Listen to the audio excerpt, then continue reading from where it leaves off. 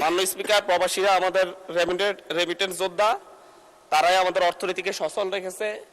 কিন্তু আমরা বিভিন্ন নিউজে প্রতিনিয়ত দেখতে পাই প্রবাসীদের নিঃস্ব হওয়ার ঘটনা। আমি কিছুদিন আগে সৌদি আরব গিয়েছিলাম, সেখানে প্রবাসী শ্রমিকদের সাথে কথা হয়েছে। সেই জায়গায় প্রবাসীদেরকে নেয়ার জন্য বিভিন্ন ভুয়া কোম্পানি তৈরি করা হয় এবং ভুয়া কোম্পানি থেকে যাদের কোনো অফিস থাকে না, কোনো নির্দিষ্ট ঠিকানা থাকে না, শুধুমাত্র কাগজে কলমে তাদের ঠিকানা থাকে, সেই ঠিকানা অনুযায়ী সেই কোম্পানির নামে বিভিন্ন চাহিদাপত্র তৈরি করে সরকারের কাছ থেকে অনুমোদন নিয়ে বাংলাদেশ থেকে শত শত শ্রমিকদেরকে সেখানে পাঠানো হয়।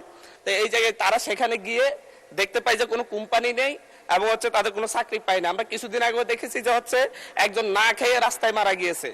এবং এই ক্ষেত্রে আমি মাননীয় মন্ত্রীর কাছে আমার প্রশ্ন, এই ক্ষেত্রে বিভিন্ন ভুয়া কোম্পানি তৈরি করে যারা মানুষকে সাথে প্রতারণা করে বিদেশে নেয়, তাদের বিরুদ্ধে কোনো ব্যবস্থা নেওয়া হবে কিনা এবং কোম্পানিগুলো যখন চাহিদাপত্র দেয় সেই চাহিদাপত্র সঠিক যাচাই বাছাইয়ের ক্ষেত্রে নতুন করে সরকার কোনো উদ্যোগ নিচ্ছে কিনা। ধন্যবাদ মাননীয় স্পিকার। এটা সঠিক যে ইদানিং লক্ষ্য করা যাচ্ছে যে বাংলাদেশি বিশেষ করে যারা দেশের বাইরে যাচ্ছে তারা অনেকে মিলে কিংবা ওই দেশের মালিক পক্ষের সাথে মিলে একটা নামে মাত্র কোম্পানি খুলে তারপরে এখান থেকে অনেক লোক নিয়ে যায়। দেখা যায় সে কাজ দিতে পারবে না 10 জনকে, লোক নিয়ে যাচ্ছে 100।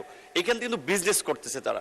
সো এখন ওইখানে যখন একটা ডিমান্ড লেটার ওখানকার দূতাবাস কর্তৃক সত্যায়িত এখানে জমা দেয়, তখন কিন্তু আমরা এটা ধরে নেই যে ওখানকার এমবাসি যাচাই বাছাই করেছে। তো আমাদের যেটা একটু গ্যাপ আছে আমি মনে করি, আমাদের ওখানকার যারা দূতাবাস বিশেষ করে ওই দেশগুলোতে আছেন তাদের আরেকটু কঠোর নজরদারি, মনিটরিং এবং যাচাই বাছাই প্রয়োজন। এই বিষয়ে আমরা পররাষ্ট্র মন্ত্রণালয়ে যৌথভাবে কাজ করছি। আমাদের মন্ত্রণালয়ের অধীনে 27টি দেশে 30টি শ্রম কল্যাণ উইং রয়েছে।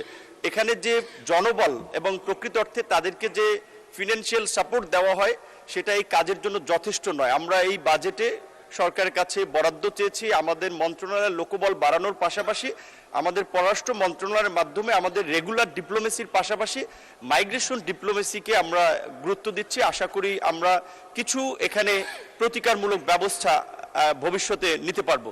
ধন্যবাদ।